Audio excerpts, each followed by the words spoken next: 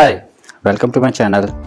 आज की वीडियो में मैं आपको एक पार्ट के बारे में डिस्कस करूंगा जो मैंने क्लाइंट के लिए बिल्ड किया था, और वो पार्ट जो है वो मैंने क्लाइंट को $500 के अंदर सेल किया था। तो यही पार्ट जो है मैं आप लोगों से डिस्कस करना चाहूँगा, और यही पार्ट मैं आपको फ्री में देना चाहूँगा। उसका टेम्पलेट जो है ये मैं आपको फ्री में दे दूँगा, जिसको आप अपने सिस्टम में इंपोर्ट करके उस पार्ट की वर्किंग को देख सकेंगे और अपनी वर्डप्रेस की स्किल को इन्हांस करेंगे। और इस वीडियो के अंदर मैं दो पार्ट में इसको डिवाइड करूंगा। फर्स्ट पार्ट के अंदर मैं आपको इस पार्ट की वर्किंग बताऊंगा कि ये वर्क कैसे करता है, और दूसरे पार्ट के अंदर मैं आपको ये बताऊंगा कि इसके इंटरनल जो बैकएंड जो इसका टेम्पलेट है वो मैंने किस तरह से बिल्ड किया हुआ है। तो चलिए वीडियो को शुरू करते हैं।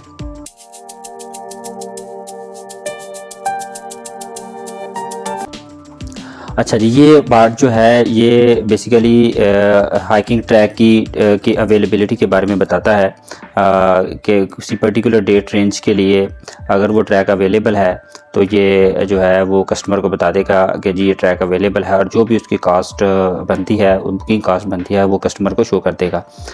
इन केस अगर वो ट्रैक अवेलेबल नहीं है तो ये पार्ट जो है कस्टमर को एक मैसेज दिखा देगा कि those dates are not available, और उसको जो भी नेक्स्ट अवेलेबल डेट होगी ये उसको सजेस्ट कर देगा। तो बुनियादी तौर पर अगर देखें तो इस पार्ट के अंदर जो कोर फीचर है वो डेट्स की हैंडलिंग है, और ये बहुत मोस्ट कॉमन फीचर होता है डेट्स की हैंडलिंग का जब भी आप पार्ट डेवलपमेंट करते हैं। और इसके अंदर अगर आप किसी भी बुकिंग यूज़ केस को जो है वो हैंडल कर रहे होते हैं तो वहाँ पे हमें डेट्स के साथ डील करना पड़ता है।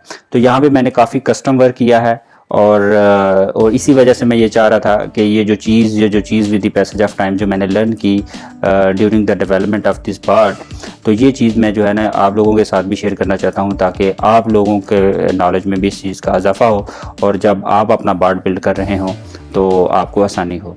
तो चलें, सबसे पहले तो हमने ये हमारे पास 3 अवेलेबल ट्रैक्स हैं, तो हमने कोई एक ट्रैक को सिलेक्ट करना होता है। ये ट्रैक 2 डेज़ या 3 डे 2 नाइट के हिसाब से हो सकते हैं। तो लेट्स मैं सिलेक्ट करता हूँ 2 day 1 night crater rim track को सिलेक्ट करते हैं। उसके बाद how many hikers on group, तो हमने हाइकर्स की तादाद बतानी है, let's say 3। What month do you like, तो आप ये जो मंथ है ये बेसिकली मैंने ये बैकएंड में कोड के ज़रिए ये मंथ लिस्ट जनरेट की है। तो लेट्स से हम कोई भी मंथ को सिलेक्ट कर लेते हैं, जुलाई।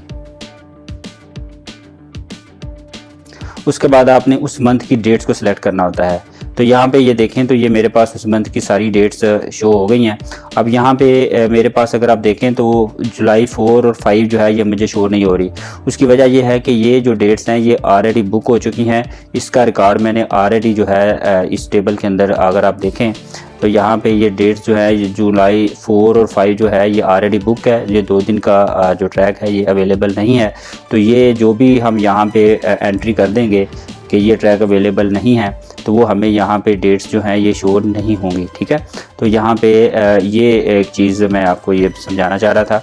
तो उसके बाद अगर यहाँ पे एक और सिनेरियो देख लें, साथ ही इसी को भी डिस्कस कर लेते हैं कि आल्दो के 4 और 5 अवेलेबल नहीं है, लेकिन मैं जुलाई 3 जो है अगर ये सिलेक्ट करूँगा तो ये भी मेरे पास अवेलेबल नहीं है।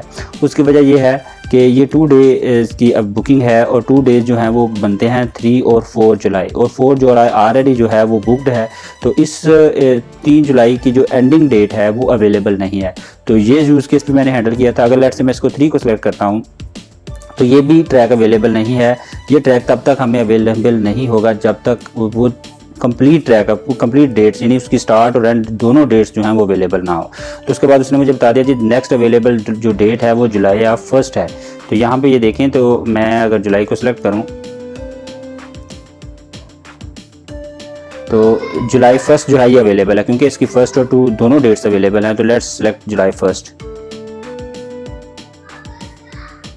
ठीक है, तो ये ग्रेड ये मुझे उसने जो है वो मैसेज दिखा दिया कि जो ये डेट्स हैं ये अवेलेबल हैं। तो अब हम इसके बैकएंड की तरफ चलते हैं। इसके बैकएंड के अंदर ये जो इसका फ्लो है, बेसिकली ये मैं टेबल क्रिएट यूज़ कर रहा हूँ। इस जो टेबल के अंदर जो है ये क्लाइंट की रिक्वायरमेंट थी कि जो भी एंट्री वो यहाँ पे फील्ड में जाके ट्रैक की अवेलेबिलिटी का जो भी डेटा है उसकी डेट्स जो है वो यहाँ पे ये एंटर कर देगा, और कस्टमर को वही डेट्स जो हैं वो अलाउ होंगी सिलेक्शन की जो यहाँ पे ऑलरेडी जिसका एंट्री रिकॉर्ड नहीं होगा तो वो ऑलरेडी ऑलरेडी बुक नहीं है तो वो कस्टमर को बुक कर सकेगा। अच्छा जी, एक ये टेबल यूज़ हो रहा है। उसके बाद यहाँ पे ये इसका फ्लो है। इसका ये तो बेसिक फ्लो ही है कि आपने ये 3 ट्रैक हैं और उसमें से कोई भी एक ट्रैक सेलेक्ट करता है तो फिर उसका हैकर की इनपुट लेता है, और उसके बाद जो है कुछ और 1-2 पर्टिकुलर सिनेरियो हैं, यूज़ केसेस हैं ये क्लाइंट के हिसाब से, इसको आप देख लीजिएगा। लेकिन जो मेन चीज़ जो मैं आपको दिखाना चाह रहा हूँ वो मैं आपको डेट्स की हैंडलिंग दिखाना चाह रहा हूँ। ठीक है, ये मैंने डेट्स किस तरह से हैंडल की हैं। तो यहाँ पे सबसे पहले तो हम ये मेरा एक कोड है जो कि मंथ की लिस्ट जनरेट करता है। सो आपने जस्ट कोड को अंडरस्टैंड करना है। ये मैं ऑलरेडी आपको बता रहा हूँ कि ये टेम्पलेट मैं आपको फ्री में प्रोवाइड कर दूंगा। ये कोड सारा आपके पास अवेलेबल हो जाएगा, आपने जस्ट इसको इंपोर्ट करना होगा। तो ये अप्रैल से दिसंबर तक की जो मंथ की लिस्ट है उसको जनरेट करता है। फर्स्ट 3 मंथ जो हैं ये अवेलेबल नहीं है बुकिंग के लिए अकॉर्डिंग टू क्लाइंट रिक्वायरमेंट, लेकिन हम अगर होल ईयर्स की भी दिखाना चाहे तो हम दिखा सकते हैं। और यहाँ पे मैंने एक वेरिएबल बनाया हुआ है मंथ लिस्ट का, उसके अंदर इसको मैं स्टोर कर देता हूँ। ठीक है, उसके बाद ये यूज़र से फिर हम एक इनपुट ले लेते हैं और उसको हम जो है वो सिलेक्टेड मंथ के अंदर इसको से स्टोर कर लेते हैं। ठीक है, उसके बाद यहाँ पे कैलकुलेट करने हैं हमने कि जो मंथ हैं उसके टोटल डेज़ कितने हैं। यू नो कि मंथ 31 डेज़ का भी होता है, 30 का भी होता है। तो ये पीस ऑफ कोड जो है ये डेज़ काउंट करता है अकॉर्डिंग टू जो भी मंथ सिलेक्शन होगी उसके डेज़ काउंट कर लेगा। ठीक है, फिर उसी डेज़ के हिसाब से हमने डेट शो करनी होती हैं। उसके बाद यहाँ पे हमने जो है वो डेट्स को शो करना है, और यहाँ पे अगर आप देखें तो ये जितने डेज़ होंगे उस हिसाब से जो है ये हमें ये कोड जो पीस ऑफ कोड जो है ये डे शूज़ कर देगा। लेकिन इसके अंदर हमने ये मेक श्योर करना है कि जो डेट्स हमारी ऑलरेडी जो है वो टेबल के अंदर स्टोर हैं उनको हमने जो है वो फैच करना है, और उसके बाद फिर हमने उनको फ़िल्टर आउट कर देना है कि वो डेट्स जो हैं वो हमारी जो है जो शो ना हो डेट पिकर के अंदर। ठीक है, तो ये कोड पीस ऑफ कोड जो है ना ये काम कर रहा है, और उसके बाद जो भी फाइनल फ़िल्टर डेट्स बनती हैं उसको हम डेट्स लिस्ट के अंदर शो कर देते हैं। ठीक है, उसके बाद यहाँ पे फिर हम डेट सेलेक्ट कर लेते हैं जिस तरह हमने मंथ को सिलेक्ट किया था, और उसको हम सिलेक्टेड डेट के अंदर स्टोर कर लेते हैं। उसके बाद हमने जो है वो एंड डेट को कैलकुलेट करना है, क्योंकि स्टार्ट डेट तो कस्टमर ने सेलेक्ट कर ली है और एंड डेट डिपेंड करती है कि कितने डेज़ का वो ट्रैक बुक करना चाह रहे हैं। 2 डेज़ का है, 3 डेज़ का है, तो उस हिसाब से जो है वो हम सेलेक्ट जो हमारी स्टार्ट डेट है उसके अंदर प्लस कर देते हैं वो नंबर ऑफ़ डेज -1 करके, तो वो हमारे पास एंड डेट आ जाती है। तो यहाँ पे ये एंड डेट और ये जो सिलेक्टेड डेट है ये स्टार्ट डेट है और ये एंड डेट है, और ये डेट्स जो है ये मैंने ISO फॉर्मेट के अंदर इसको स्टोर किया है। तो इसलिए जितनी भी मैं डेट्स के साथ जो चेक्स लगा रहा हूँ, जो हैंडलिंग कर रहा हूँ, वो ISO फॉर्मेट के अंदर इसको हैंडल कर रहा हूँ। ठीक है, और उसके बाद फिर यहाँ पे ये जो कोड है ये हमारी यूज़र की जो भी फर्स्ट और स्टार्ट डेट जो भी हमारे पास एक ट्रैक की डेट अवेलेबिलिटी आई है, अब इसको हमने देखना है कि अगर ये ट्रैक जो है ये ऑलरेडी बुक है तो हमने जो है वो कस्टमर को बता देना है कि these dates are not available, और उसको हमने नेक्स्ट अवेलेबल डेट्स जो है वो सजेस्ट करनी है। ठीक है, जो मैंने आपको सिनेरियो दिखाया था, ये कोड जो है ये बेसिकली वो सारा काम कर रहा है। ठीक है, ये अच्छा जी, तो ये जो डेट्स हैं ये बेसिकली हम यहाँ पे फ़िल्टर आउट कर लेंगे सारी डेट सिस्टम से, और उसमें डेट्स के ओवरलैपिंग को चेक कर लेंगे। अगर तो वो डेट्स ओवरलैप कर रही हैं तो हम यूज़र को नेक्स्ट अवेलेबल डेट दिखा देंगे, और अगर डेट्स ओवरलैप नहीं कर रही तो हम जो है वो यूज़र को अलाउ कर देंगे, और उसको जो भी ये मैंने एक वेरिएबल रख दिया है कि अगर ट्रैक बुक है तो फास्ट कर दो, और अगर ऑलरेडी बुक है तो हमने अवेलेबल डेट भी निकाल लिया और इस वेरिएबल को भी टॉगल कर दिया है विद ट्रू। ठीक है, नेक्स्ट अवेलेबल उसके साथ फाल्स कर दिया, और ये पीछे मैंने ट्रू किया होगा बाय डिफ़ॉल्ट ये ट्रू है। ठीक है,